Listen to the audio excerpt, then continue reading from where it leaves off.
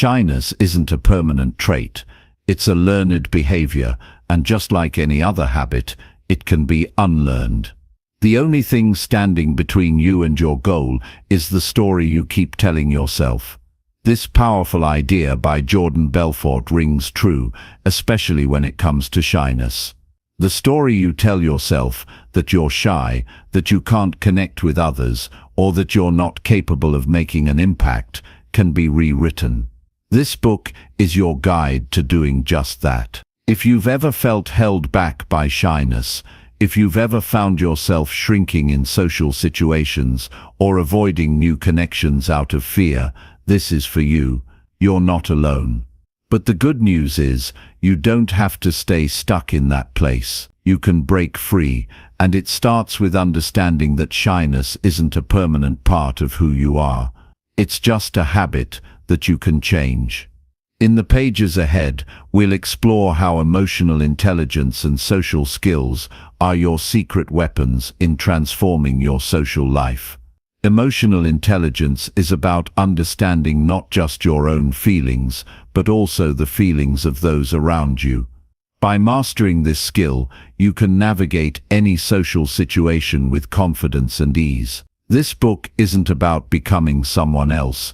It's about unlocking the best version of yourself, the one who is comfortable in their skin and capable of connecting with anyone.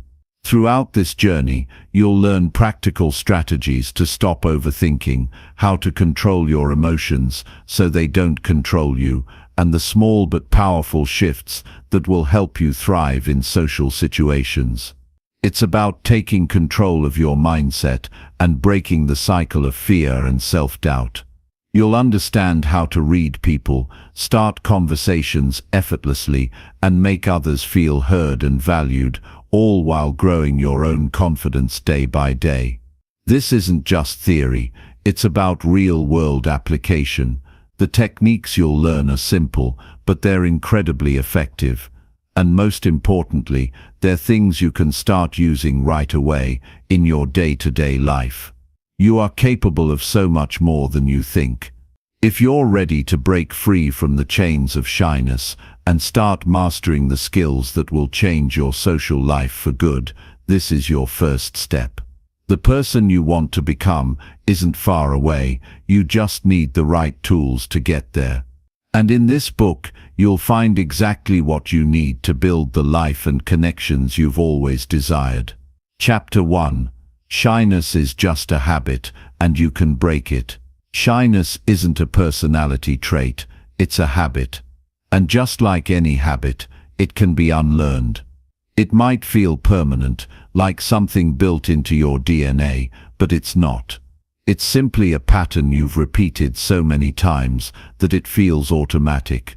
The hesitation before speaking up, the overthinking after a conversation, the discomfort in social settings, all of these are responses you've conditioned yourself to have. They weren't always there. Somewhere along the way, they became familiar, and now they feel like second nature. But the good news is, anything learned can be unlearned. The reason shyness feels so strong is that it feeds on avoidance.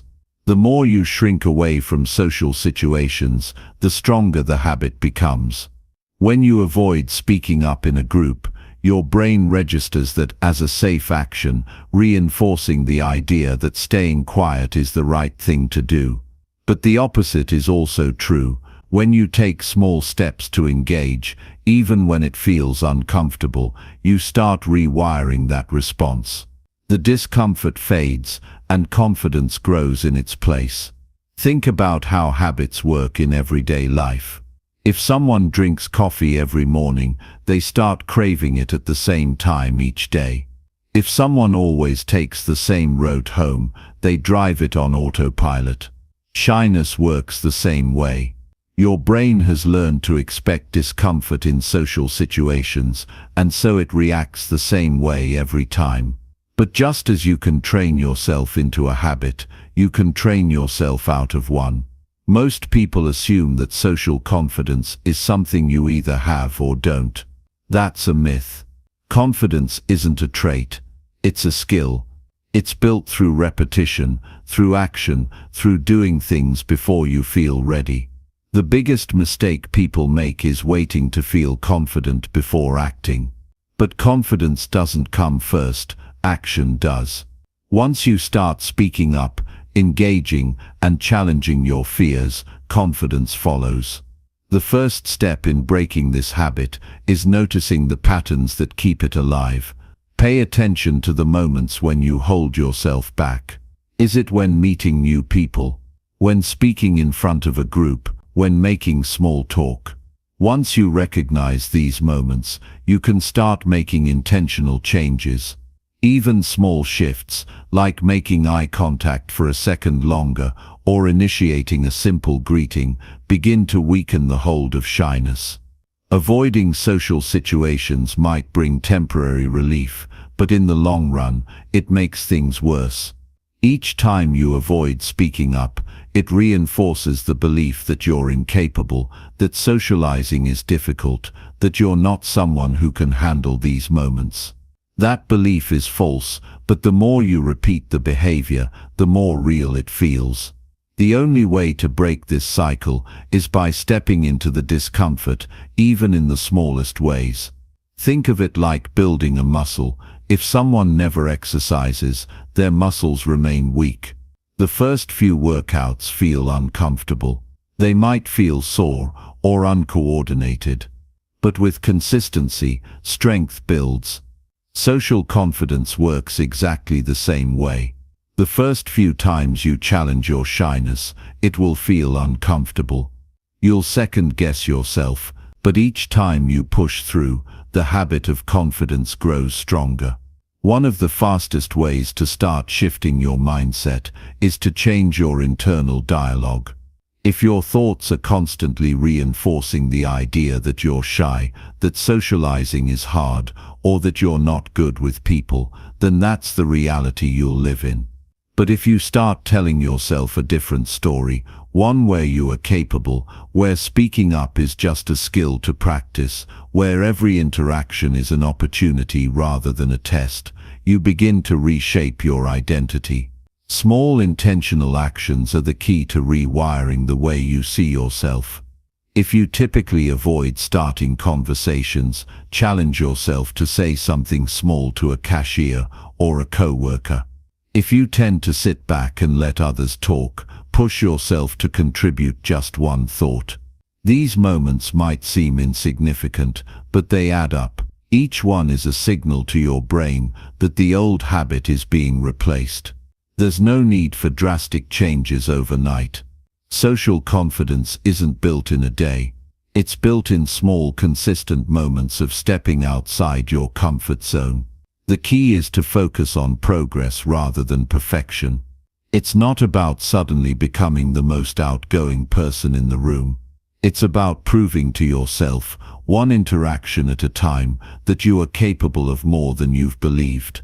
The discomfort you feel in social situations isn't a sign that something is wrong with you. It's simply a sign that you haven't trained this skill enough yet.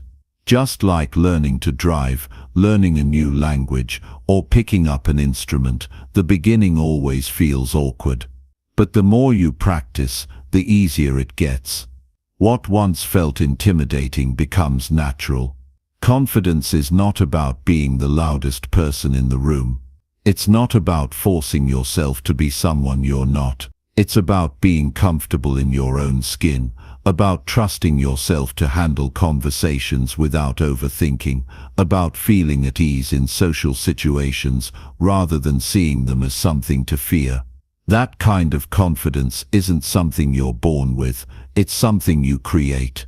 Every day presents small opportunities to challenge old habits and build new ones.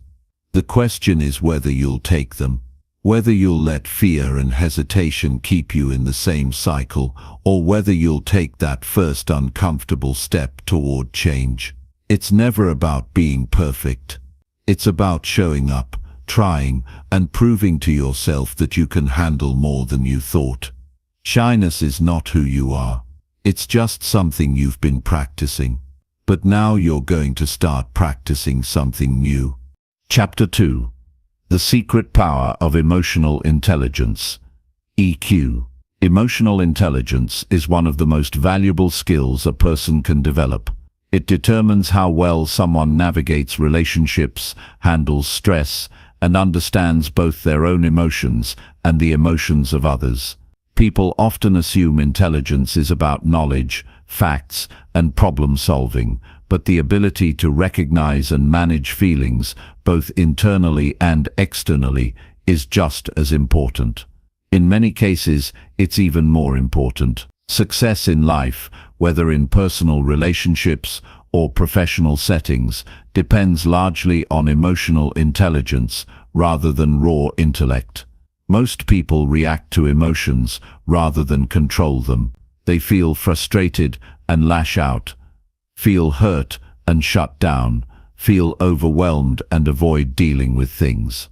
Emotional intelligence is the difference between being controlled by feelings and knowing how to use them wisely. Instead of reacting blindly, a person with emotional intelligence knows how to pause, assess a situation, and respond in a way that benefits them rather than harms them.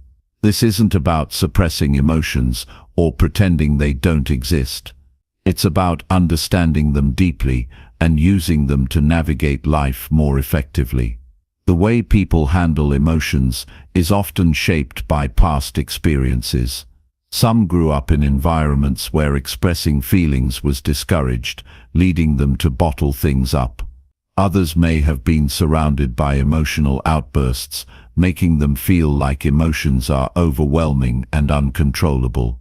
These early experiences create subconscious patterns that continue into adulthood, influencing the way a person reacts to stress, conflict, and social situations.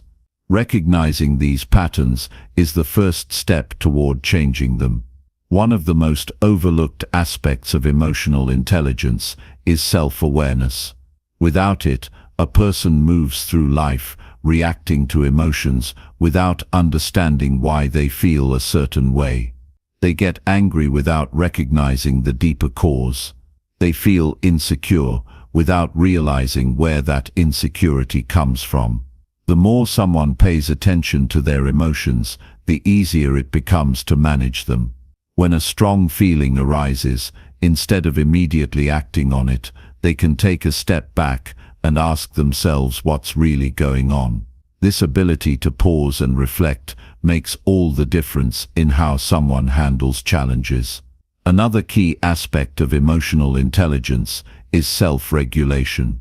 While self-awareness allows a person to understand their emotions, self-regulation helps them control how those emotions influence their actions. Instead of letting frustration lead to an argument, they can recognize the frustration, take a deep breath, and approach the situation calmly. Instead of letting anxiety prevent them from trying something new, they can acknowledge the fear but move forward anyway. Emotions are not the enemy, they are signals. The goal is to learn how to interpret those signals rather than be overwhelmed by them. Empathy is a powerful part of emotional intelligence. Understanding one's own emotions is important, but understanding the emotions of others is just as crucial. People who lack empathy struggle to connect with those around them because they only see things from their own perspective. They may dismiss someone's feelings as unimportant, struggle to communicate effectively, or fail to build meaningful relationships. Empathy allows someone to put themselves in another person's shoes, see things from a different angle, and respond in a way that strengthens connections rather than weakens them. Social awareness goes hand in hand with empathy. Some people walk into a room and instantly pick up on the mood, whether there's tension, excitement, or unease. Others seem oblivious, unable to read body language, tone of voice, or the unspoken energy of a conversation. The more socially aware a person is, the better they can navigate interactions. They recognize when someone is uncomfortable and adjust accordingly. They pick up on subtle cues that indicate how someone feels. This awareness makes conversations smoother, relationships stronger, and social interactions far more successful. Strong emotional intelligence also means being able to communicate emotions clearly and effectively. Some people struggle to express what they feel, leading to misunderstandings, frustration, and unnecessary conflict. Others assume people should automatically know how they feel, which leads to disappointment when that doesn't happen. Being able to articulate emotions, whether in a personal conversation or a professional setting, creates deeper connections and avoids confusion. It's not just about what is said, but how it's said. Tone, body language, and timing all play a role in effective communication. Handling criticism is another major test of emotional intelligence. Some people take criticism personally, seeing it as an attack rather than an opportunity to improve. They react defensively or shut down completely. Others recognize that constructive feedback is valuable, even if it stings at first. They listen, process the information, and decide how to use it to get better. The ability to handle criticism without taking it personally is a sign of strong emotional intelligence and a major factor in personal growth. Conflict resolution is another area where emotional intelligence makes a huge difference. Disagreements are inevitable, but the way they're handled determines the outcome. Some people escalate conflicts by reacting emotionally, saying things they don't mean, or refusing to listen. Others diffuse tension by staying calm, acknowledging different perspectives, and working toward a solution. The ability to resolve conflicts without damaging relationships is an essential skill in both personal and professional life. Emotional intelligence also plays a role in motivation. People who manage their emotions well don't rely on fleeting feelings to determine their actions. They don't wait to feel motivated before taking action. Instead, they understand that emotions fluctuate, but discipline and purpose remain constant. They push through challenges because they know how to manage frustration, doubt, and fear, rather than letting those emotions control them. Stress management is another crucial aspect. Life is full of challenges, and no one is immune to stress. But while some people crumble under pressure, others remain steady because they know how to regulate their emotions.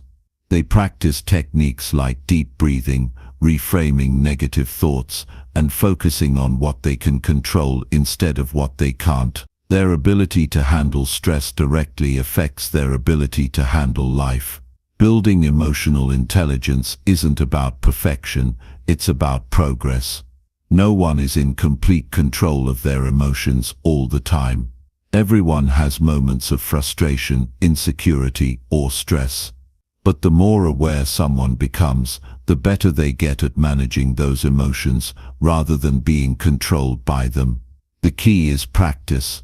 Just like any skill, emotional intelligence improves with consistent effort. Paying attention to emotions, pausing before reacting, practicing empathy, and refining communication skills all contribute to growth over time. A person's level of emotional intelligence influences every aspect of their life, from the quality of their relationships to their success in work and their ability to handle challenges. It determines how they respond to difficult situations, how well they connect with others, and how effectively they manage their own thoughts and feelings.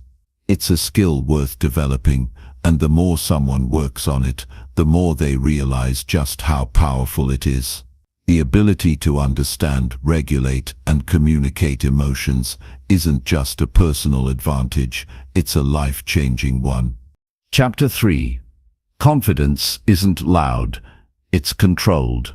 Real confidence isn't about being the loudest person in the room. It isn't about showing off, seeking attention, or forcing a personality that doesn't feel natural. True confidence is controlled, steady, and unshaken. It comes from a deep understanding of oneself, from knowing one's worth without needing constant validation from others. People often mistake confidence for arrogance, but they couldn't be more different. Arrogance is built on insecurity, a desperate need to prove something. Real confidence, on the other hand, doesn't need to prove anything. It simply exists. Many believe confidence is something people are born with, that some just naturally have it while others don't. That idea keeps them stuck, waiting for confidence to magically appear before they take action. But confidence isn't something that arrives first. It's something that develops through experience, effort, and a willingness to step into discomfort. It isn't loud because it doesn't need to be. It isn't desperate for attention because it doesn't rely on external approval. Instead, it's built on quiet certainty, the kind that doesn't need to announce itself. People with real confidence don't try to dominate conversations or prove their intelligence in every discussion. They listen more than they speak, not because they lack opinions, but because they don't feel the need to fill the silence with unnecessary words. They understand that confidence isn't about being the center of attention. It's about being comfortable with who they are, whether people are watching or not. They don't waste energy trying to impress others because they aren't seeking approval. Instead, they focus on being present, engaging when necessary, and trusting that their presence alone is enough. A truly confident person doesn't over-explain themselves or try to justify their actions. They make decisions based on what feels right to them, not on what will please others. They don't need to seek permission to be themselves, nor do they shrink to make others comfortable. This quiet certainty comes from knowing that their worth isn't dependent on whether someone agrees with them or not. They don't get easily rattled by criticism, nor do they take rejection as a personal failure. They understand that not everyone will like them, and that's perfectly fine. One of the biggest indicators of controlled confidence is emotional stability. People who lack confidence tend to react impulsively, whether it's through defensiveness, frustration, or an eagerness to please. But real confidence allows for restraint. When someone criticizes them, they don't immediately jump to defend themselves.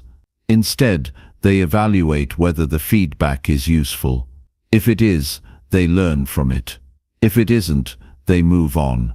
They don't waste time on unnecessary arguments or let their emotions control them. Their confidence isn't shaken by small things because they don't attach their self-worth to every passing opinion. The ability to remain calm under pressure is another sign of strong confidence. In moments of uncertainty, many people panic, overthink, or rush to prove themselves. But true confidence allows for patience. It creates space to think clearly, respond rather than react, and make decisions with intention rather than fear. The more someone practices staying composed in difficult situations, the more naturally confidence follows. It isn't about having all the answers, it's about trusting oneself to figure things out as they come. Confidence doesn't mean always knowing what to do or say. It doesn't mean never feeling nervous or unsure. The difference is that confident people don't let those feelings stop them. They take action even when they feel uncertain. They understand that hesitation is normal, but doesn't have to be a barrier. Every time they step forward, despite fear, they reinforce their own capability.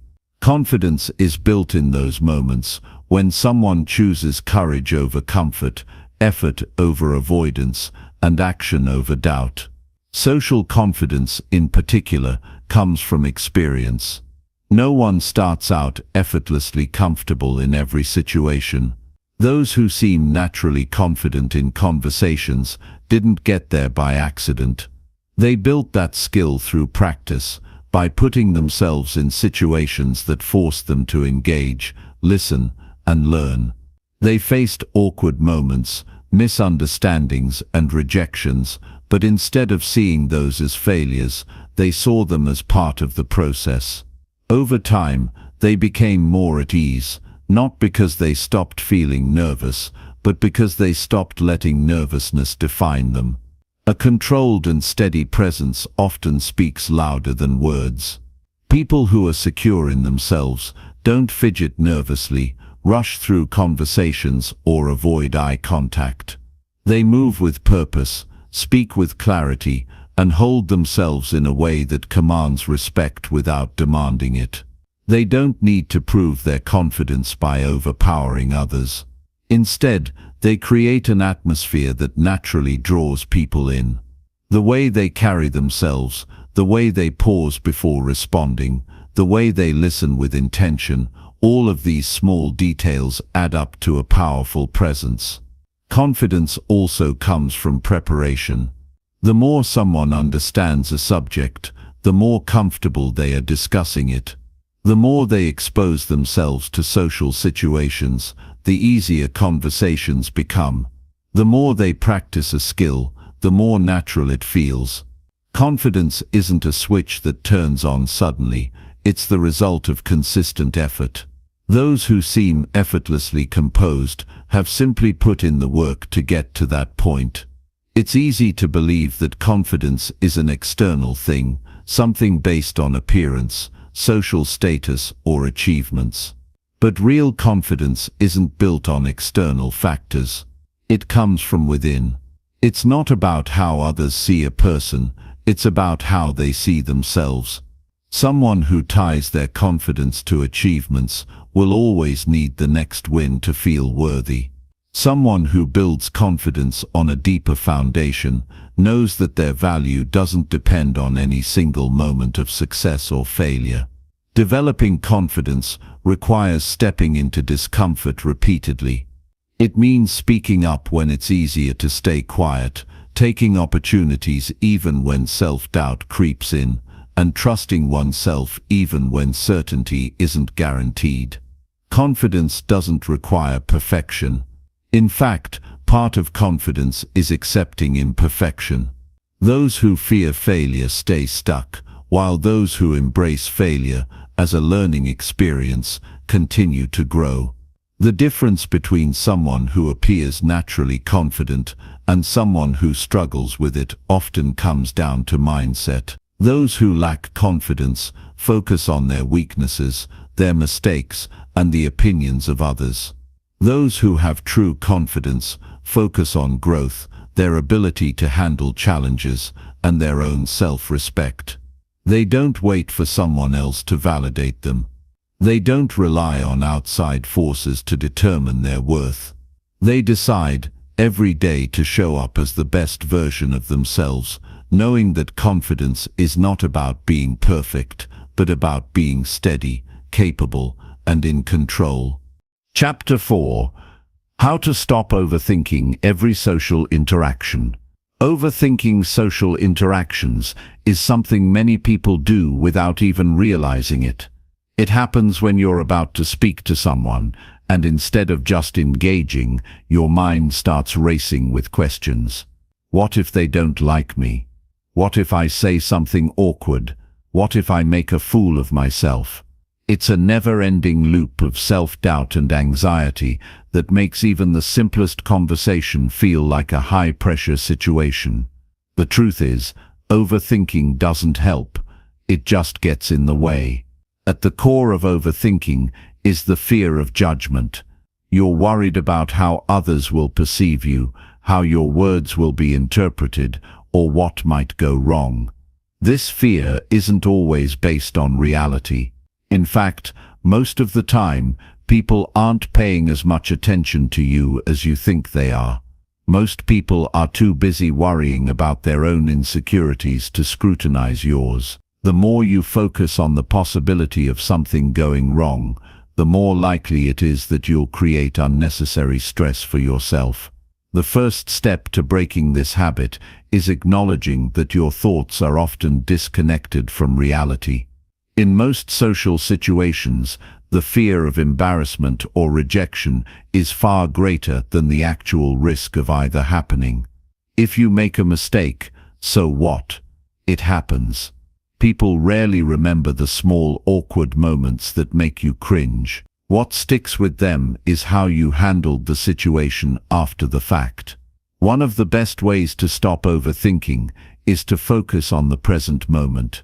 This means actively engaging with the person in front of you, paying attention to what they're saying, and responding in real time.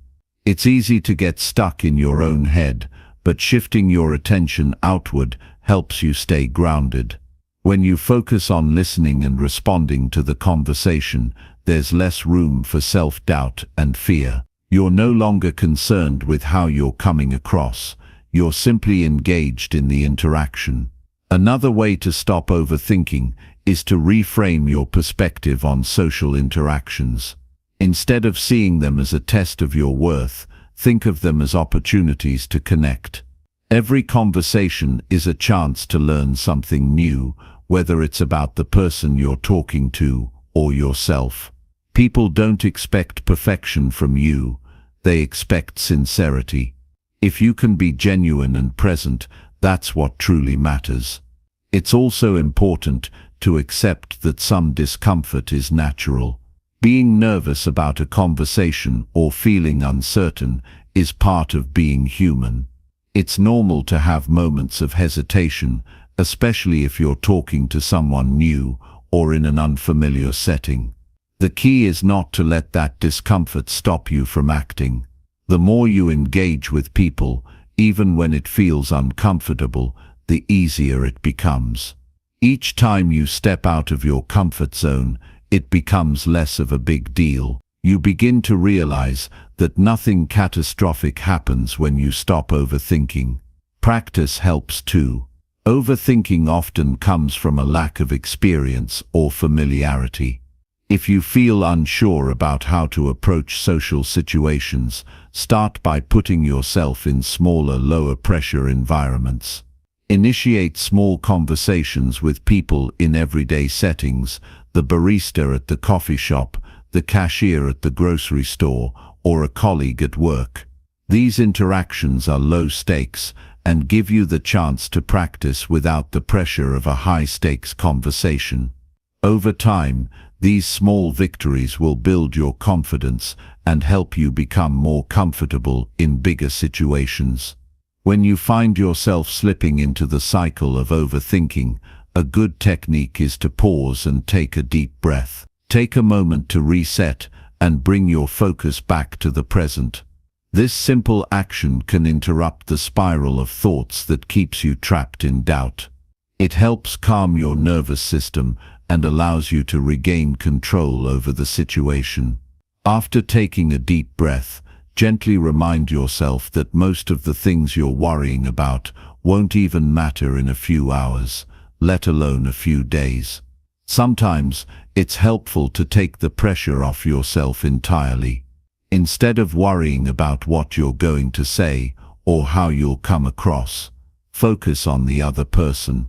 Show genuine interest in their words. Ask questions. Listen actively. People appreciate being heard, and they respond to sincerity.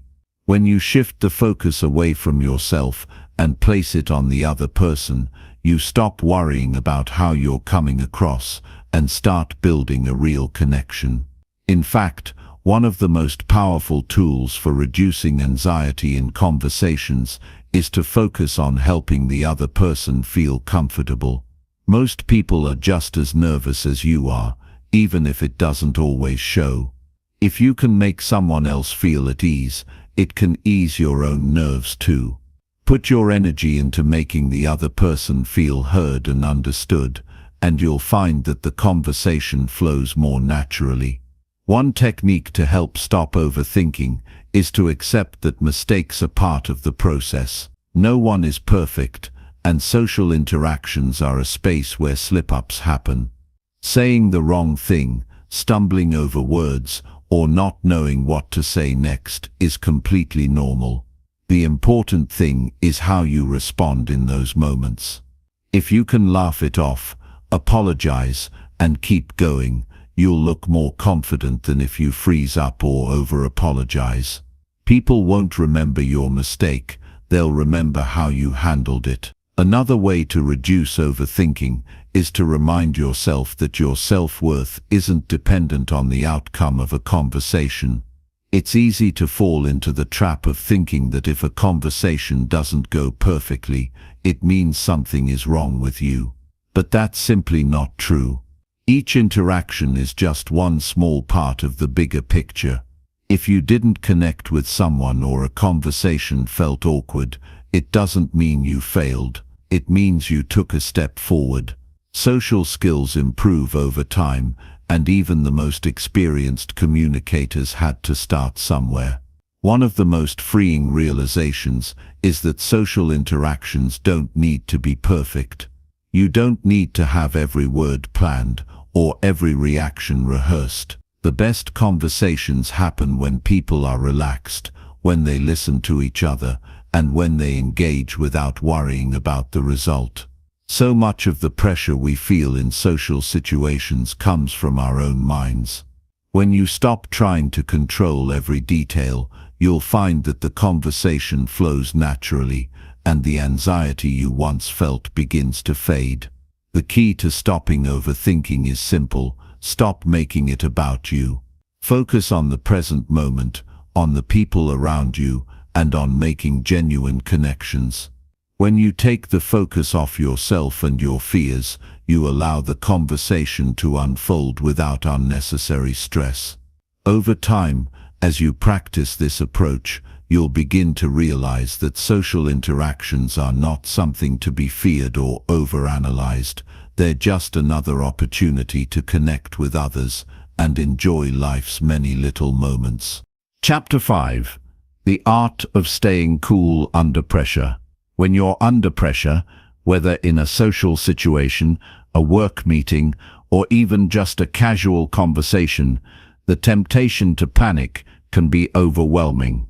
You feel your heart racing, your thoughts scatter, and everything starts to feel like it's falling apart.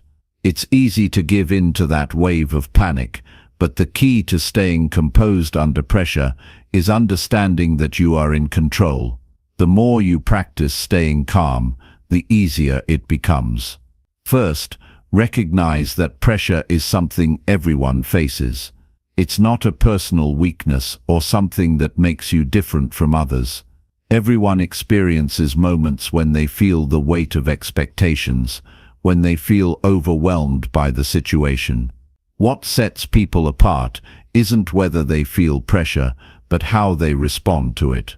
Most people believe that pressure will break them, but the truth is that pressure can shape and mold you into someone stronger, more focused, and more resilient. The more you face pressure and learn how to manage it, the less power it has over you. A critical step to staying calm is taking a deep breath. When you feel that rush of anxiety or panic, your body reacts by tightening up. Your breathing becomes shallow, your heart rate increases, and your thoughts start to race. In those moments, breathing deeply and slowly can have a powerful effect. It doesn't just calm your body, it also calms your mind. Deep breaths signal to your brain that you are not in immediate danger, that the situation is under control. It helps you reset and regain focus. It's helpful to practice controlled breathing even when you're not under pressure. The more you practice in everyday situations, the easier it will be to access that calm when you really need it. This doesn't mean you're pretending that the pressure doesn't exist. It just means you're taking a moment to gather yourself before you respond. You are giving yourself the space to choose how to react, rather than being swept away by emotions. Another key to staying cool under pressure is to change the way you view the situation. Instead of seeing it as a test, view it as a challenge, an opportunity to prove to yourself that you can handle discomfort and uncertainty. This subtle shift in perspective can make all the difference.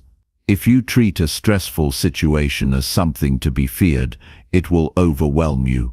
But if you see it as an opportunity to grow, to learn, and to expand your comfort zone, it becomes less intimidating. One way to practice this mindset shift is to reframe pressure as a form of focus. When you feel under pressure, it means that something important is at stake, and your brain is naturally honing in on it. The key is to direct that focus in a positive direction. Instead of focusing on what could go wrong, focus on the outcome you want to achieve. Visualize yourself handling the situation with grace and ease. Imagine how it would feel to stay calm, to make thoughtful decisions, to respond with confidence. Visualization is a tool used by athletes, performers, and successful people in all fields. It primes your mind to act in the way you want it to, making it more likely that you'll remain composed when the moment arrives. It's also crucial to avoid getting caught up in the what-if game. When you're under pressure, it's easy to start thinking of all the possible negative outcomes. What if I say the wrong thing? What if they don't like me? What if I fail? This line of thinking only amplifies your anxiety and clouds your judgment. Instead, focus on the present moment. The more you can stay in the here and now, the less you'll get tangled up in fear and self-doubt. You don't need to predict the future or have everything figured out. You just need to take the next step and stay focused on the task at hand. Confidence plays a huge role in how you handle pressure. When you feel confident in yourself, you trust that no matter what happens, you'll be able to handle it. This doesn't mean that you'll always have the perfect response, but you'll trust that you can recover and move forward. The more you put yourself in pressure-filled situations and practice handling them, the more confident you become. Each time you successfully navigate a stressful moment, you reinforce your belief that you are capable of handling whatever comes your way. It's also helpful to recognize that not all pressure is bad. Some amount of pressure can motivate you to perform at your best. It helps you focus your energy, heightens your senses, and drives you to act with clarity and purpose. This is the kind of pressure that leads to growth. It forces you out of your comfort zone and into new territory where you can learn and develop new skills. But the key is understanding how to manage that pressure, how to turn it from something that overwhelms you into something that fuels your performance. One of the most powerful ways to stay calm is to embrace the fact that you are in charge of your emotions.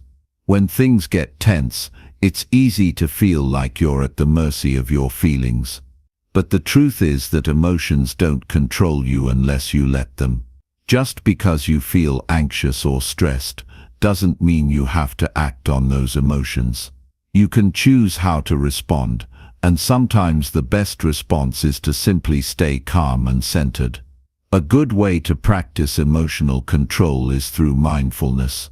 By paying attention to your thoughts and feelings without judgment, you can create space between your emotional reactions and your responses. Instead of being swept away by a rush of fear or anxiety, you can acknowledge those feelings without letting them dictate your actions.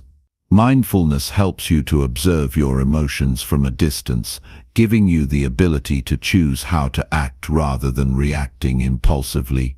At the same time, it's important to acknowledge that pressure can be draining. When you're constantly under stress, it can take a toll on your mental and physical health. That's why it's essential to take care of yourself outside of high-pressure situations. Regular exercise, healthy eating, and adequate sleep all contribute to your ability to stay calm under stress. When you take care of your body, your mind is better equipped to handle pressure. The healthier you are, the more resilient you become. Another way to stay cool under pressure is to focus on the things you can control. You can't control how others react or what happens in the future, but you can control how you respond to the present moment. This realization can be incredibly empowering. By focusing on your own actions and your own mindset, you free yourself from the worry and anxiety that comes from trying to control the uncontrollable. And remember, It's okay not to have all the answers right away. In moments of pressure, we often feel like we need to be quick and decisive. But sometimes, taking a moment to breathe, to pause and to gather your thoughts is the best course of action. There's no rule that says you have to react immediately. Sometimes the best way to respond to pressure is to slow down and allow yourself the time to think clearly. The ability to stay calm under pressure is not something that happens overnight. It's a skill that you develop through consistent practice. The more you expose yourself to pressure-filled situations and work on staying composed, the easier it becomes. The key is to remember that pressure is a natural part of life, and it doesn't have to define you. You have the power to choose how you respond to any situation, no matter how stressful it may seem. When you embrace this power, you'll find that staying calm under pressure becomes second nature. Chapter 6. Mastering Emotional Control. Don't let others rattle you. In social situations, it's easy to feel rattled, especially when you're faced with unexpected emotions or reactions from others. There are those moments when someone says something that throws you off, or someone's behavior catches you by surprise. The worst thing you can do in these moments is to let your emotions dictate how you react. It's easy to get upset, defensive, or even withdraw, but if you can master emotional control, you'll find that these situations lose their power over you. First, it's important to realize that you don't have to react immediately. Emotional control is not about suppressing or ignoring your feelings. It's about giving yourself the space to choose your response. When something happens that could potentially rattle you, whether it's a sharp comment or an awkward situation, take a moment.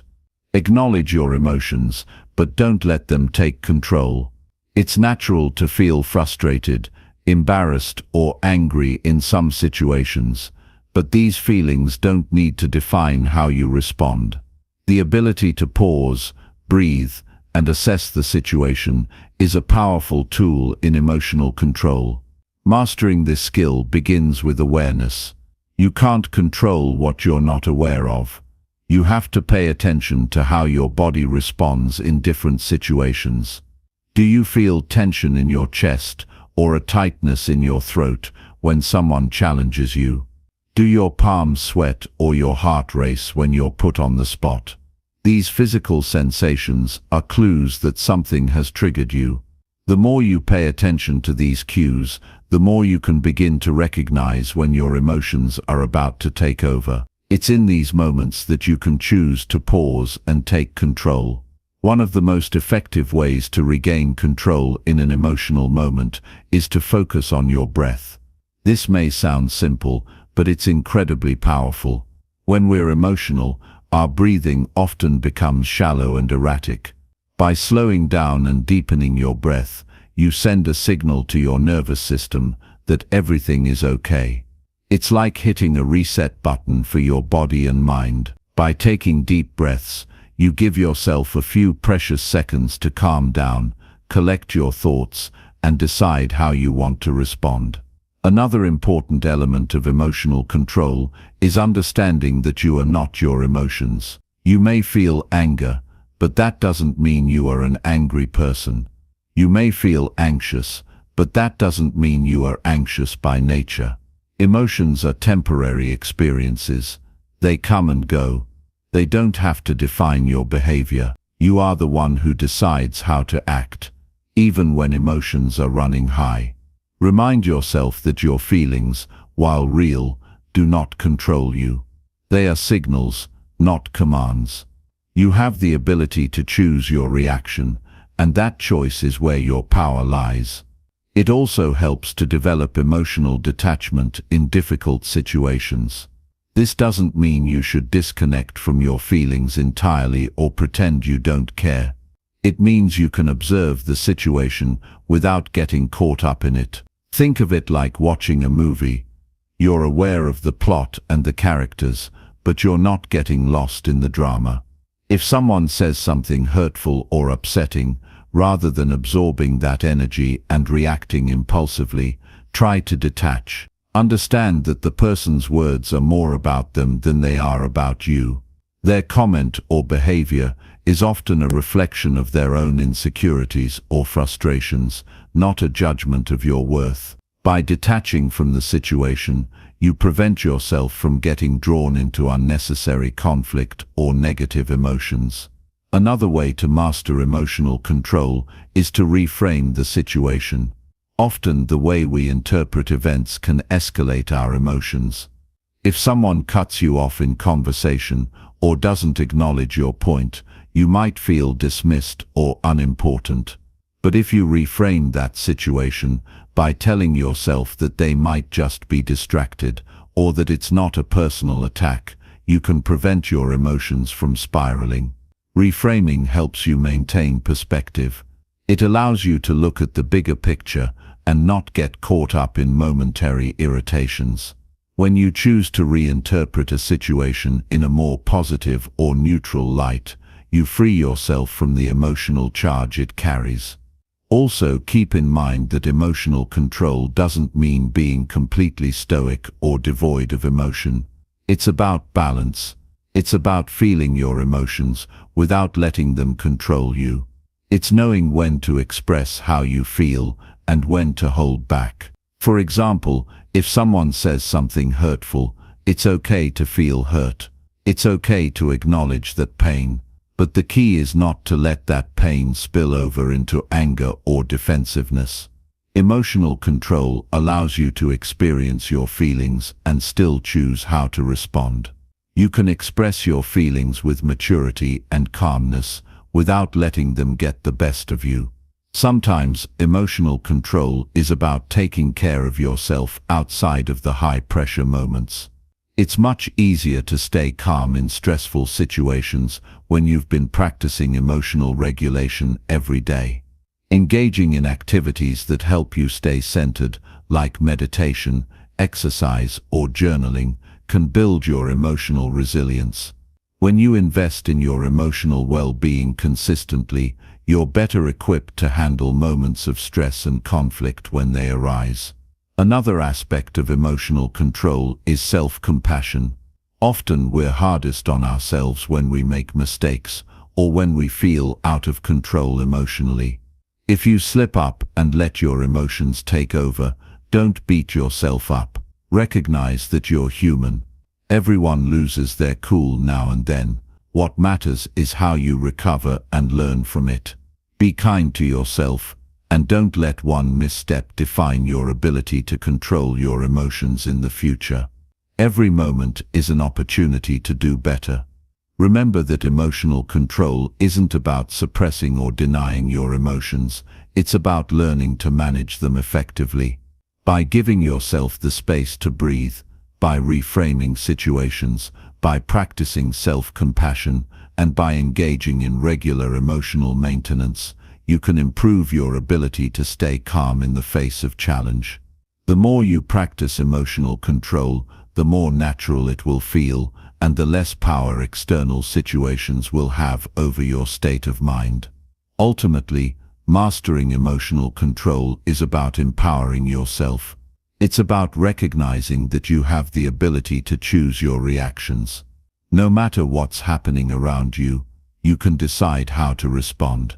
The world may throw you curveballs, but you don't have to let them throw you off course. With practice, awareness, and patience, emotional control will become second nature, and you'll find yourself more grounded, confident, and resilient in every aspect of your life.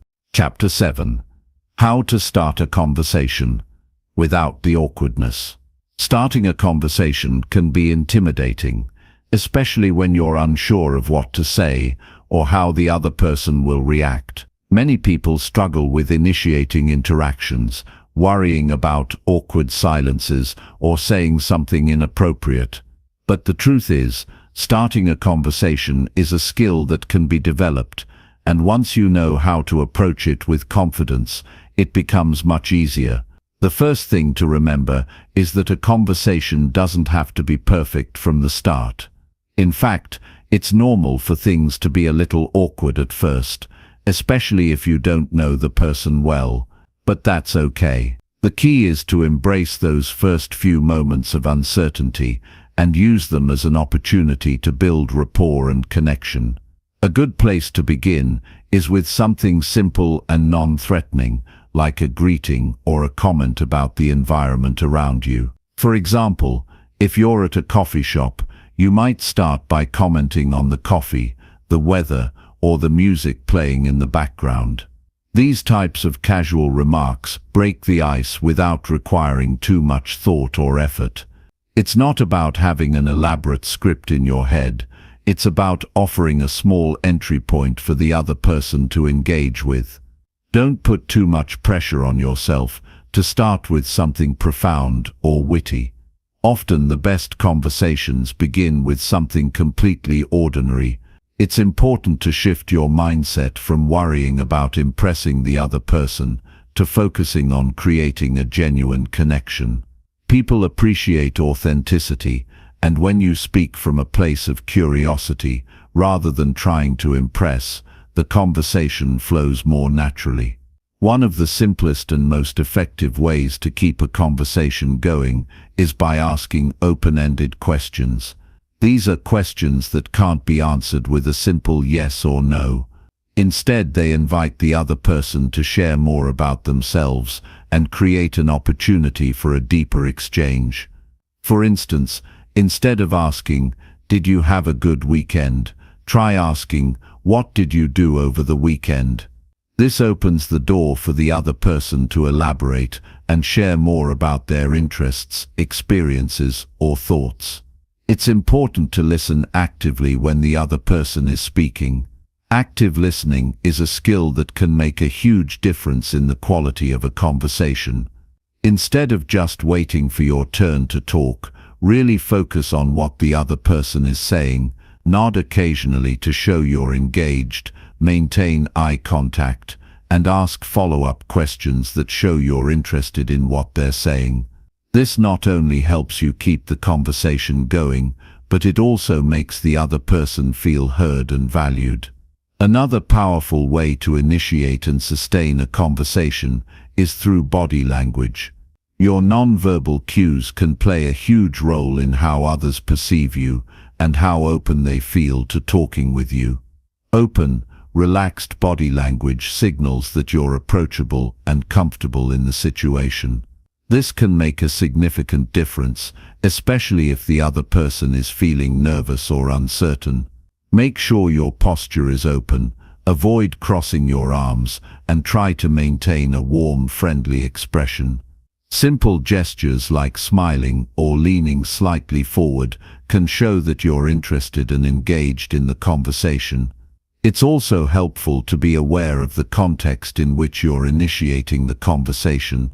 If you're at a party or a social event, people are generally more open to casual interactions, and there's less pressure to have a deep or meaningful conversation right away.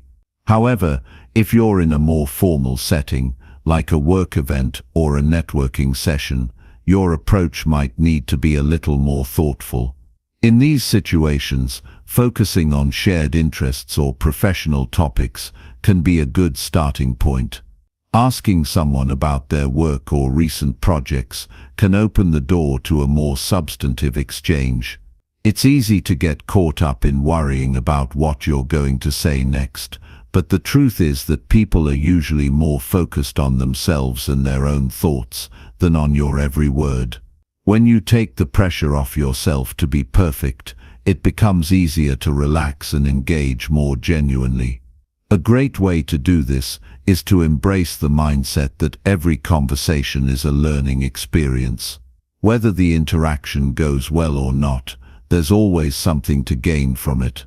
Even if you stumble or feel awkward at first, you're gaining valuable practice that will help you improve your social skills over time.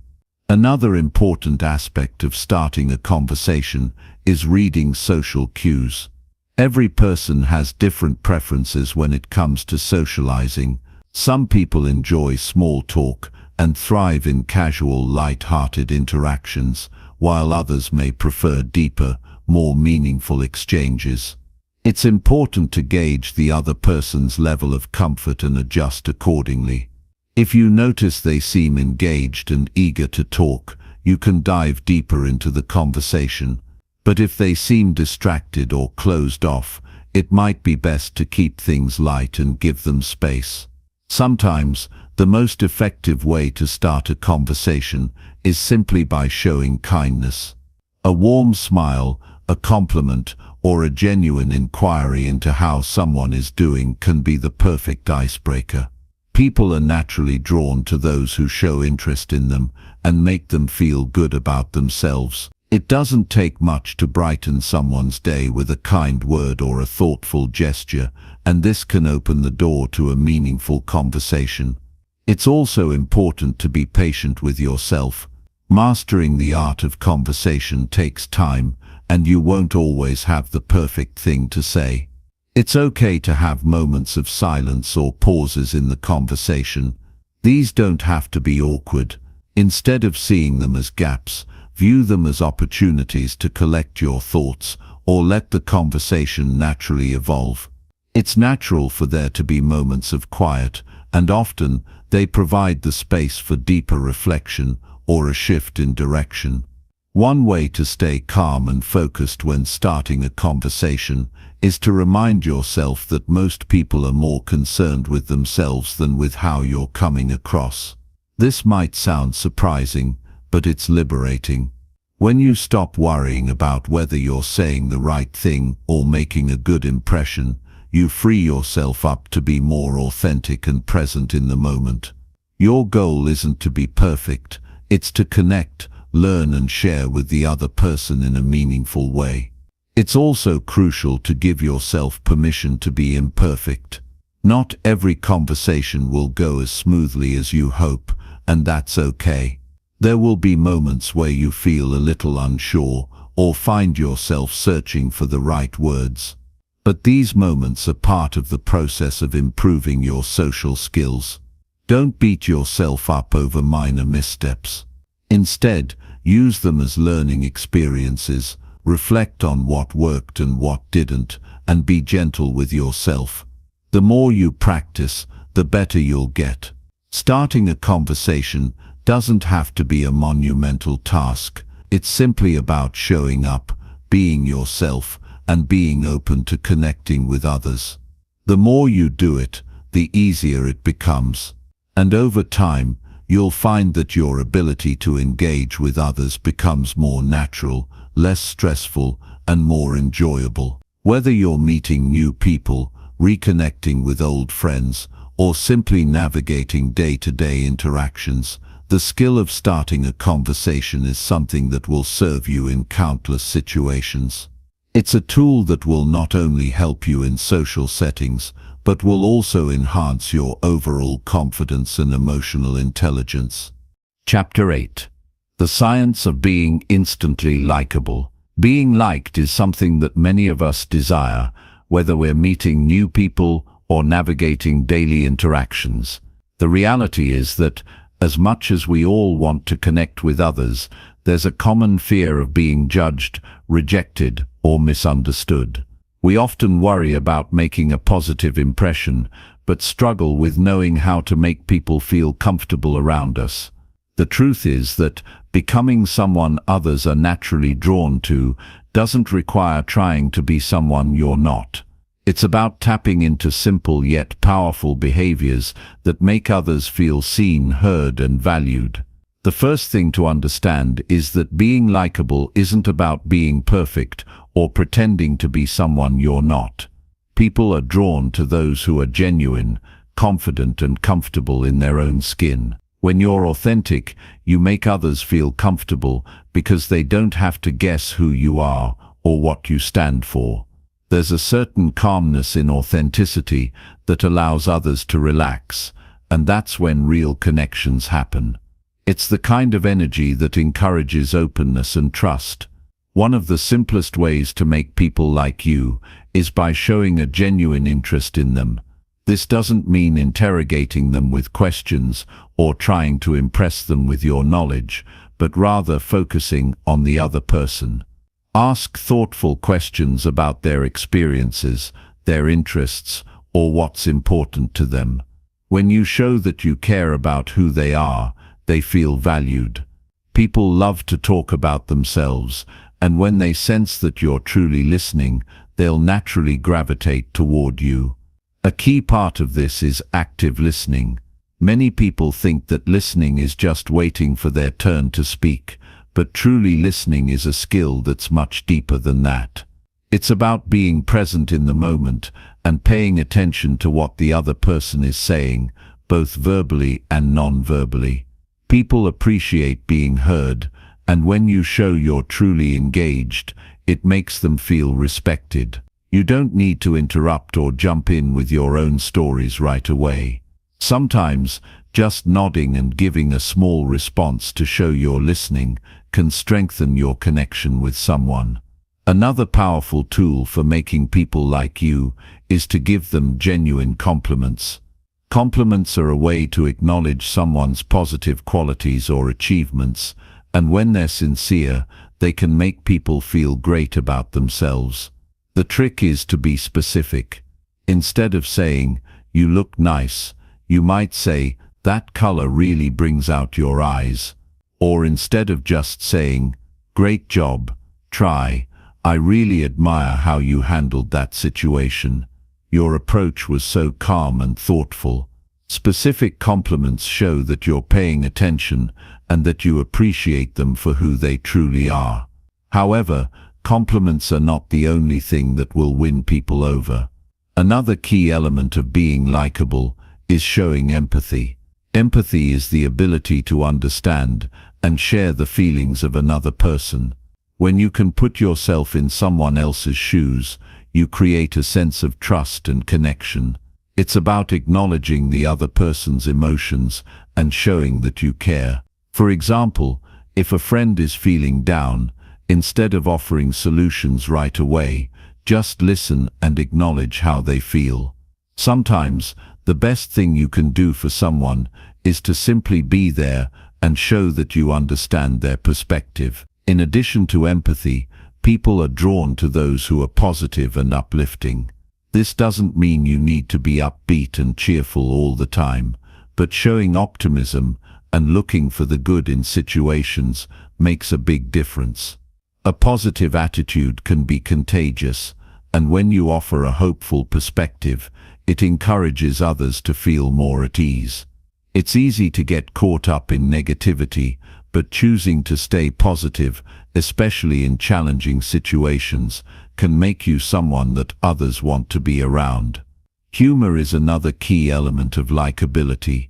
People are naturally attracted to those who can make them laugh.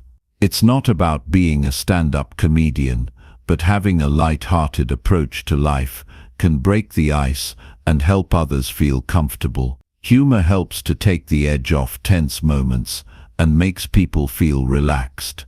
Of course, humor needs to be appropriate for the situation and audience, but using it to diffuse awkwardness or lighten the mood can create an instant connection. Confidence is also a critical component of likability. People are naturally drawn to those who are comfortable in their own skin, who don't try to be someone they're not. Confidence isn't about arrogance or boasting, but rather about knowing your worth and owning who you are. When you walk into a room with self-assurance, people notice. Confidence makes you approachable, and it encourages others to interact with you because they feel you're someone who knows what they want and stands by their values. It's also important to respect boundaries, both your own and others. When you're mindful of people's personal space and their emotional boundaries, you make them feel comfortable. Being respectful shows that you value them as individuals, and when others feel respected, they're more likely to respond positively to you. This also ties into being aware of social cues. Not everyone wants to engage in a long conversation or be the center of attention, and recognizing when to give someone space is just as important as knowing when to engage. One of the most impactful things you can do to make people like you is to be consistent in your behavior. People are drawn to those who are steady, reliable, and dependable. When you follow through on your promises, when you show up when you say you will, and when you maintain a consistent attitude, others start to trust you. Consistency creates a sense of safety in relationships, and when people feel they can rely on you, they're more likely to feel a genuine connection. Being likable also comes down to energy. The energy you project affects how others perceive you. If you're constantly down or negative, people will pick up on that and may shy away from engaging with you. On the other hand, if you exude warmth, openness, and approachability, others will feel more comfortable interacting with you. The key is to cultivate positive energy within yourself. When you're in a good mood or feeling centered, that energy will naturally attract others. It's about giving off vibes that make people want to engage with you rather than withdraw. Sometimes, making others like you is as simple as being kind. It's easy to get caught up in self-interest or trying to gain approval, but the best way to connect with people is through simple acts of kindness. Whether it's offering a helping hand, sharing something that makes them smile, or just listening without judgment, kindness creates bonds. It's something anyone can do, and it often leads to the most meaningful and lasting connections. Being likable is about creating a space where people feel safe to be themselves.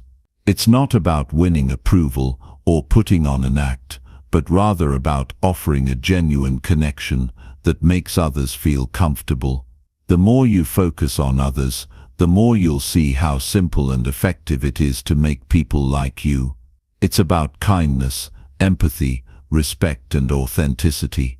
When you give these things freely, they come back to you in ways that foster deeper connections and more meaningful relationships. It's not about mastering a set of skills, but rather embodying the qualities that naturally draw people to you. Chapter 9. Mastering the Art of Deep Conversations. When you think about the most meaningful conversations you've had, they probably weren't the ones where someone just asked you surface-level questions or only talked about themselves. What made those conversations so memorable was the depth, the way they made you feel understood, and the genuine connection that was formed. Deep conversations allow us to truly get to know someone and for them to know us. They're the conversations where both people feel comfortable enough to open up and share thoughts, feelings, and experiences in a way that leaves a lasting impact. The art of deep conversation isn't about asking complex questions or trying to impress others with your intellect. It's about cultivating an environment where both people feel safe enough to explore more than just the typical small talk. These conversations go beyond just exchanging facts and instead allow for genuine exchange, thoughts, feelings, ideas, and personal experiences. The key to mastering deep conversations is learning to create space for that level of vulnerability, and this often starts with your approach to communication. A great starting point is to simply be present. So often, we're thinking about what we're going to say next, or distracted by our phones, the environment around us, or our own thoughts. The key to fostering meaningful conversations is to focus entirely on the other person. This doesn't just mean hearing their words, it's about listening attentively to what they're actually saying and understanding the emotions behind those words. When you listen without the intention of responding right away, you give the other person room to speak freely and openly, knowing they're being fully heard. People tend to speak more openly when they feel like their words matter and that they're not competing with the other person's thoughts or responses. To deepen a conversation, you don't need to jump into heavy topics right away. Often the more profound discussions arise from a casual topic or question, but it's your follow-up that leads the conversation into a deeper place. Instead of letting a comment pass by, you can ask questions that build on what was just shared. It's about showing interest in the other person's thoughts, feelings, and experiences. If someone talks about their job, you could ask how it makes them feel, what they enjoy most about it, or how they got started in that field. This kind of inquiry shows you care and encourages the other person to share more than they might have originally intended. While it's easy to think of a deep conversation as one that covers serious or heavy topics, the truth is that light-hearted moments can be just as valuable. Humor and playfulness often help break down barriers and create a space where people feel comfortable opening up. A deep conversation doesn't need to be about discussing life's biggest questions. It could simply be about discussing something that's meaningful to the two of you in that moment. The focus is on connection and understanding, not on the weight of the topic. Another essential element of deep conversations is the willingness to be vulnerable. Often we hold back because we're afraid of judgment or rejection, but vulnerability is the key to creating genuine connections. When you allow yourself to share your thoughts, feelings, and experiences openly, it invites the other person to do the same. Vulnerability can be as simple as admitting that you don't have all the answers, or sharing a personal story that reveals your emotions. It's these moments of openness that create an authentic bond between you and the other person. People appreciate when someone is willing to show their true self, imperfections and all, because it shows a level of trust that's rare and valuable. It's also important to be mindful of the other person's emotional state. Deep conversations require empathy, and empathy requires sensitivity to the emotions of others. If someone seems upset or vulnerable, it's important to acknowledge that before diving into lighter topics or offering advice. Sometimes, people just need someone to listen and validate their feelings, and offering your presence can be more powerful than anything you could say. When it comes to deep conversations, a common challenge is the fear of silence. In our fast-paced world, silence can feel uncomfortable. We often rush to fill the space with words, but sometimes the most powerful thing you can do in a conversation is to simply be silent and let the other person reflect. Allowing a moment of silence lets the other person think before responding, and it gives you both space to process what has been shared. It's also a sign of respect to allow someone the time they need to gather their thoughts, especially when you're discussing something personal or meaningful. The depth of a conversation also depends on the willingness to get past the superficial. It's easy to stay on the surface, talking about work, the weather, or daily events. But the real magic happens when you move beyond the small talk and explore more personal topics. This doesn't mean you should dive into controversial or intensely personal matters right away, but it does mean that you should be willing to share more about yourself and ask questions that encourage the other person to do the same. Over time, as you develop a stronger relationship with someone, you can begin to explore even deeper topics. One powerful strategy to deepen a conversation is to ask open-ended questions. These are questions that cannot be answered with a simple yes or no, but instead require more thought and reflection. Asking questions like, "What's been the most rewarding part of your journey so far?" or "What's something you wish more people understood about your experience?" helps guide the conversation into a space where the person can share their thoughts in more detail. Open-ended questions show a genuine interest in the other person's feelings and ideas, and they encourage them to reflect on their own experiences. Another important aspect of deep conversations is creating an atmosphere of trust. When people feel safe and comfortable, they're more likely to share vulnerable aspects of themselves. This requires you to be authentic, open, and non-judgmental in your responses. It's not about having all the answers or offering solutions. It's about creating a space where the other person feels understood and accepted. When trust is present, it's easier for both people to share their true selves and to explore ideas that might otherwise be difficult to express. Remember, deep conversations are not just about talking. They're about connection. It's about the exchange of ideas, thoughts and emotions in a way that brings people closer together. It's not about impressing others with your knowledge or dominating the conversation with your own experiences. It's about creating a balance where both people feel heard, valued and respected. The beauty of deep conversations is that they allow us to break through the surface-level interactions that often leave us feeling disconnected. These conversations help us understand ourselves and others more deeply, and they create the foundation for stronger, more meaningful relationships. When you master the art of deep conversation, you open the door to deeper connections, and in doing so you cultivate relationships that are more fulfilling and impactful. Deep conversations are where true understanding and connection happen, where we go beyond the words and truly connect on a human level. Chapter 10. Reading people like a pro. You've probably heard it said that some people are just great at reading others. They seem to know what someone is thinking or feeling without that person saying a word. This is a skill that's incredibly valuable, especially when it comes to navigating social interactions. Being able to read people effectively can make you feel more confident in your relationships, help you avoid potential misunderstandings, and allow you to communicate more empathetically.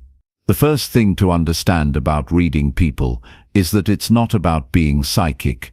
It's not about knowing their thoughts or predicting their actions. Instead, it's about picking up on subtle cues and patterns of behavior that give you insight into how someone might be feeling or what they might be thinking. These cues can be physical, emotional, or even verbal. Sometimes they're obvious, and other times they're more subtle. But the key is learning to notice them so you can respond more appropriately and effectively.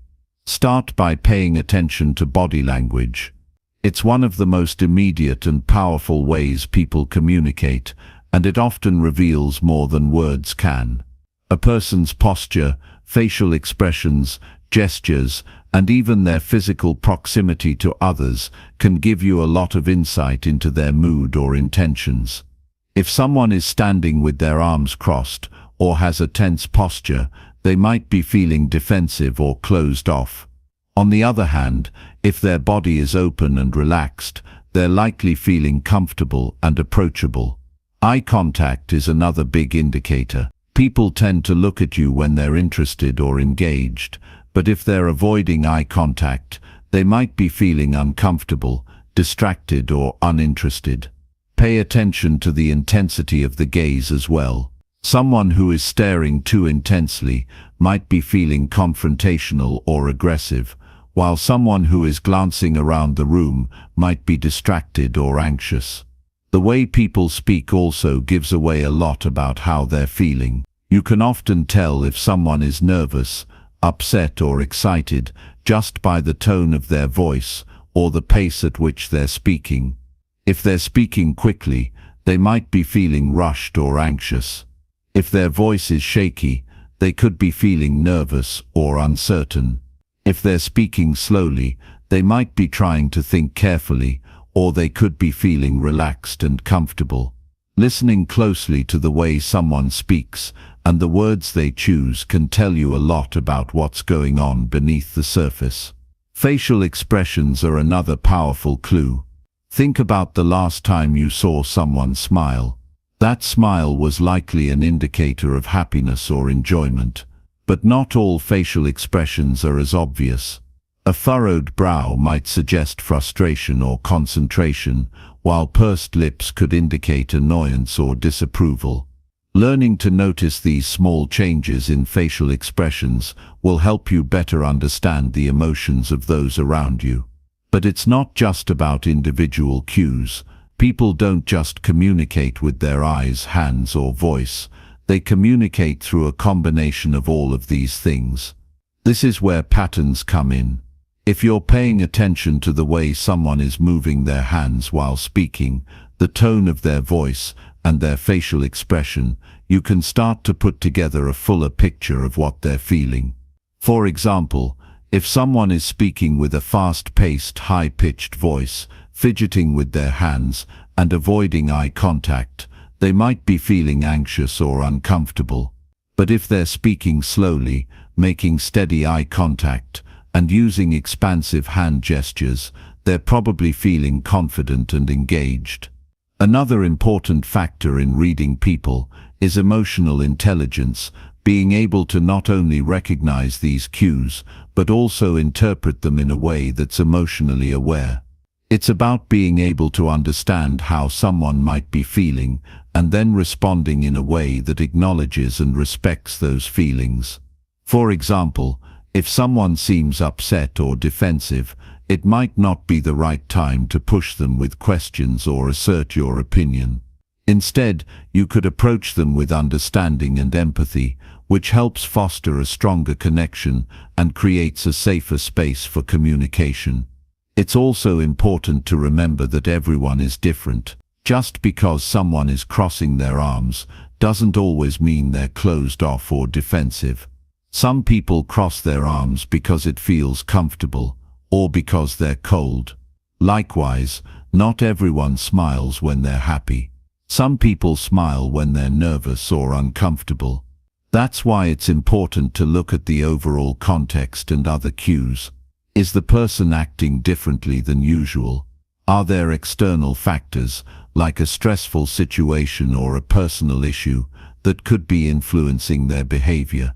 The more you practice reading people, the better you'll get at picking up on these cues and understanding the nuances of human behavior. It takes time and observation, and it's important not to rush to conclusions. Sometimes people might be sending mixed signals, and it's not always easy to tell what's going on. But by honing your ability to notice and interpret body language, tone of voice and facial expressions, you'll be able to make more accurate guesses about what someone might be feeling, and that can help you respond in a more thoughtful and appropriate way. One of the most valuable aspects of reading people is the ability to recognize emotional states in others. When you can identify when someone is feeling anxious, stressed or frustrated, you can adjust your approach to make them feel more comfortable.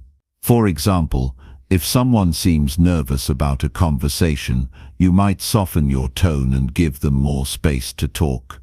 If they seem upset, you might offer empathy and understanding rather than jumping into problem-solving mode. Being attuned to others' emotions allows you to be more considerate, and it helps foster stronger, more empathetic connections. Over time, as you develop your ability to read people, you'll notice that it becomes second nature. You'll start to pick up on signals more easily, and you'll be able to adjust your own behavior accordingly. People will feel understood and valued when they see that you're attuned to their emotional state. And you'll feel more confident in your interactions because you'll have a better sense of what's going on beneath the surface. It's important to remember that reading people is a skill, and like any skill, it can be improved with practice. You won't always get it right, and sometimes people's behavior might be influenced by things you can't see or understand right away. But the more you pay attention and the more you practice, the better you'll become at understanding the emotional and psychological states of those around you. Being able to read people is an invaluable tool for building stronger relationships, communicating more effectively, and navigating social situations with ease. It allows you to be more empathetic, more aware of others' needs, and more adept at responding in ways that foster connection and understanding. The ability to read people is a skill that can make you a more confident, thoughtful, and compassionate individual. Chapter 11. Social Anxiety Hacks. How to stay confident in any situation. It's a scenario many of us are all too familiar with. You walk into a room full of people and immediately feel the weight of your nerves. The familiar wave of anxiety creeps in as you start to question whether you belong, if you're doing enough, or even if you're just too different from everyone around you. Your palms start to sweat.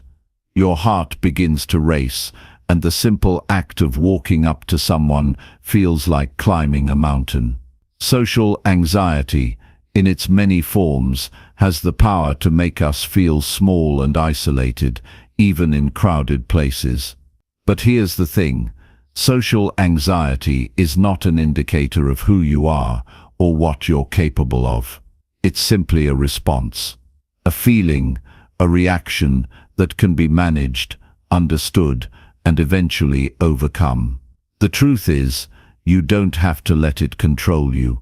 There are ways to regain control, regain your confidence, and walk into any social situation with ease. First off, you need to understand that social anxiety doesn't define you. It's a natural reaction, especially when you put yourself in unfamiliar situations. It's your mind's way of protecting you, trying to shield you from potential embarrassment or rejection. But it's important to realize that these fears are often exaggerated. The worst-case scenarios your mind plays out in those anxious moments are rarely the reality. To combat the anxiety, one of the first things you need to do is to ground yourself in the present moment. Anxiety thrives on what-ifs. The what if I mess up, or what if they don't like me, and so on. These thoughts are often about things that haven't even happened yet. They're based on hypotheticals. When you find yourself spiraling, take a deep breath and bring yourself back to what's happening right in front of you. Focus on the present moment. Engage with the person you're talking to. Focus on their words, their expression. When you stop focusing on your anxiety, it has less space to control you. It's also important to reframe how you view these situations. Social anxiety often leads us to believe that everyone is watching us or judging us. The truth is, most people are far too focused on their own thoughts and insecurities to scrutinize you. Everyone has their own concerns, their own worries, and the spotlight is rarely on you the way you think it is. Once you shift your perspective and realize that people are not constantly evaluating your every move, the pressure starts to lift. Instead of feeling like the odd one out, you can embrace the idea that everyone, in some way, shares the experience of feeling uncertain or nervous in social settings. Another powerful tool is preparation. While it's impossible to predict exactly how a conversation will go, there are things you can do beforehand that will help ease your anxiety. Think about how you want to approach the interaction. If it's a party or a meeting, take a moment to consider what you might say or ask others. People love talking about themselves, so having a few open-ended questions ready can make the conversation flow more naturally. Having something to talk about, whether it's a compliment, a shared interest, or just a friendly observation, can be a great way to start an interaction and take the pressure off yourself. One key thing to remember is that your body language plays a huge role in how you feel and how others perceive you. When you're nervous, it's easy to hunch your shoulders, avoid eye contact, or cross your arms. These physical signals can make you appear closed off, which only heightens your anxiety. Instead, focus on maintaining open body language. Keep your shoulders back, stand tall, and make eye contact. You'll be surprised at how much of a difference this can make. Not only will you appear more approachable, but you'll also start to feel more confident in yourself. It's a subtle but powerful shift. You don't have to be perfect.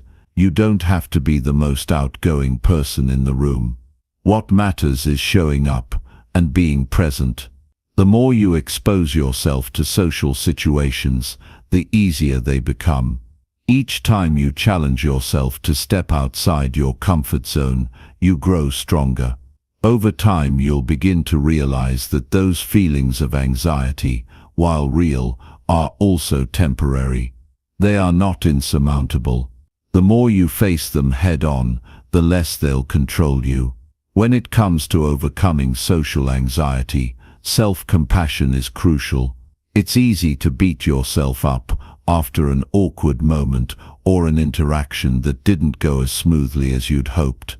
You might replay the conversation in your head over and over, focusing on the mistakes or the things you wish you had said. But instead of being harsh with yourself, practice kindness. Remind yourself that everyone has awkward moments and that it's okay to make mistakes.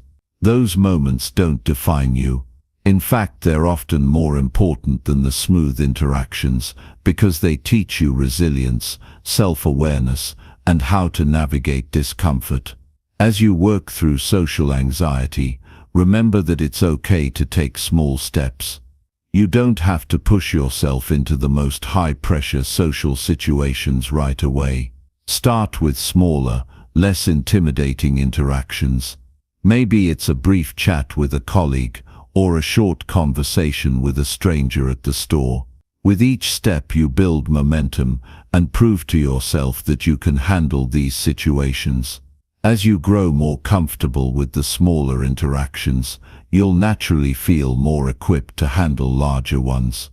Above all, the most important thing is to be patient with yourself. Social anxiety may not disappear overnight, but with practice, self-awareness, and perseverance, you'll find that it becomes more manageable. You'll start to notice that the moments of discomfort don't last as long, and that they don't hold as much power over you as they once did. Each time you show up, each time you take action, you're proving to yourself that you have the strength to face your fears and come out the other side stronger. The key to overcoming social anxiety isn't to eliminate it entirely, but to learn how to manage it. When you stop letting it dictate your actions and instead face it head-on, you create a new narrative for yourself. You become someone who takes control of their social experiences rather than someone who avoids them. You become someone who engages with the world around them, confident in the knowledge that you can handle whatever comes your way. Chapter 12. How to make people feel important and why it changes everything. When you interact with someone, the way you make them feel often stays with them long after the conversation ends. Think about the last time you spoke with someone who made you feel truly heard, appreciated, and valued. The way they listened, the small gestures of kindness, the warmth in their voice, all of this created an impact that you'll remember. Now, imagine being that person for others. Imagine having the ability to make everyone you encounter feel important, seen, and truly understood. The ability to make people feel important isn't just a tool for building connections.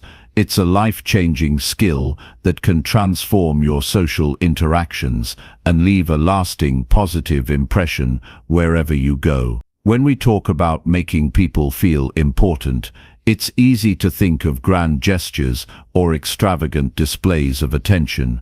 But in reality, it's the small, everyday moments that matter most. It's about showing someone that you're present with them, that they are worthy of your time and energy. In today's fast-paced world, many of us are so focused on ourselves and our own thoughts that we forget how powerful it is to simply listen. The simple act of listening with full attention communicates respect and care in a way words alone cannot. One of the most effective ways to make someone feel important is by being fully present in the moment. This means putting away your phone, stopping the inner monologue of your own thoughts, and truly focusing on the person you're interacting with. When you give someone your undivided attention, they feel like they matter. In a world full of distractions, this is rare, and it's something that people deeply appreciate. It's not just about hearing their words, but about connecting with the emotion behind those words. Acknowledge their feelings, their experiences, and their thoughts. You don't have to agree with everything they say, but simply being engaged and showing empathy can make all the difference. It's not just about listening, though. The way you communicate with others also plays a huge role in making them feel valued. When someone speaks to you, respond thoughtfully. Don't just wait for your turn to talk. Reflect on what they've said, ask follow-up questions, and express genuine interest in their point of view. By engaging in this way, you're showing that their thoughts and feelings are worthy of your time and consideration. This, in turn, builds a deeper connection. People don't just want to be heard, they want to be understood. They want to feel that their opinions, ideas, and feelings are important to you. It's in these moments of validation that true relationships are formed. Sometimes, making someone feel important is as simple as acknowledging them. A compliment, however small, can go a long way. But it's important that your compliments are sincere. People can tell when you're being genuine, and when you offer a compliment that truly reflects your admiration for them, it resonates deeply. Compliment their strengths, their effort, or even their unique qualities. Praise them for something they've done, not just how they look. Genuine compliments show that you appreciate the person for who they are and what they contribute to the world around them. Another powerful way to make people feel important is through acts of kindness. These don't have to be grand gestures. Small acts of consideration can have a profound impact. Holding the door open for someone, offering to help without being asked, or simply expressing gratitude can make a person feel noticed and valued. These actions show that you're thinking of others and willing to put their needs before your own, even for a brief moment. It's the little things that demonstrate your respect and care for others. And when you consistently make these gestures, it builds trust and strengthens your relationships. There's also something powerful about remembering the details. When someone shares something personal with you, whether it's about their work, their family, or a hobby they're passionate about, take note. The next time you see them, ask about it again.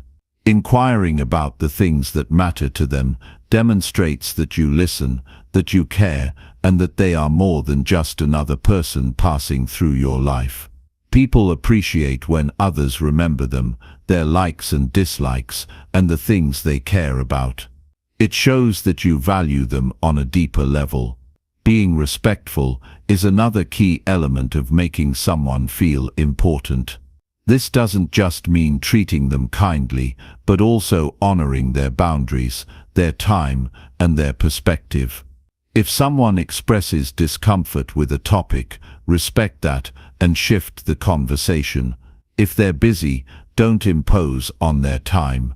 Showing respect for people's boundaries and individuality speaks volumes about how much you care about their well-being. It's an easy way to let someone know that they matter and that their needs are just as important as yours. Sometimes, making someone feel important means being vulnerable and authentic with them.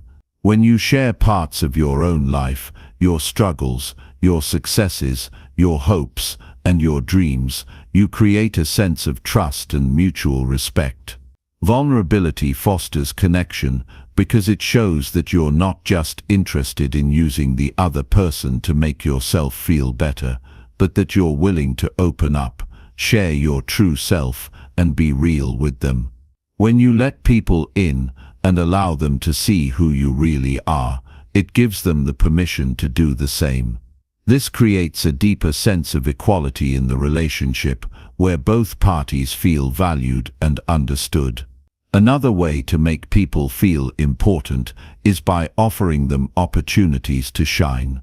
Recognize their strengths, encourage them to take on challenges, and celebrate their victories, no matter how big or small. When you highlight someone's abilities and give them the chance to excel, you're showing that you believe in them and their potential. This not only boosts their confidence, but also strengthens your relationship by demonstrating that you're invested in their success. People feel important when others acknowledge their contributions and encourage them to reach their full potential. To truly make people feel important, it's essential to be consistent in your actions. It's not enough to make someone feel special one time and then forget about them. The key is to be dependable, reliable, and consistent in your treatment of others. When you show up for people, whether it's with a kind word, a thoughtful gesture, or simply by being present, it creates a sense of security in the relationship. They know that you genuinely care and that your actions align with your words. This consistency builds trust and deepens the connection. As you go about your interactions, remember that the impact you have on others is often far-reaching. The way you make people feel has the power to lift their spirits, change their outlook, and even inspire them to be better versions of themselves. You may not always see the immediate effects of your kindness and attentiveness, but rest assured, the positive energy you put out into the world ripples outward. Making someone feel important is a gift, both to them and to yourself. When you take the time to make others feel valued, you create a network of meaningful relationships that will enrich your life in ways you never expected. Making people feel important isn't about flattery or trying to win their favor. It's about showing genuine care, respect, and consideration for them as individuals. It's about acknowledging their humanity, their worth, and their uniqueness. The more you practice this, the more it becomes second nature, and the more you'll find that you're surrounded by a community of people who genuinely appreciate and respect you in return. The ability to make others feel important is one of the most powerful tools for building lasting, positive relationships. It's the gift that keeps on giving, creating connections that are built on trust, empathy, and mutual respect.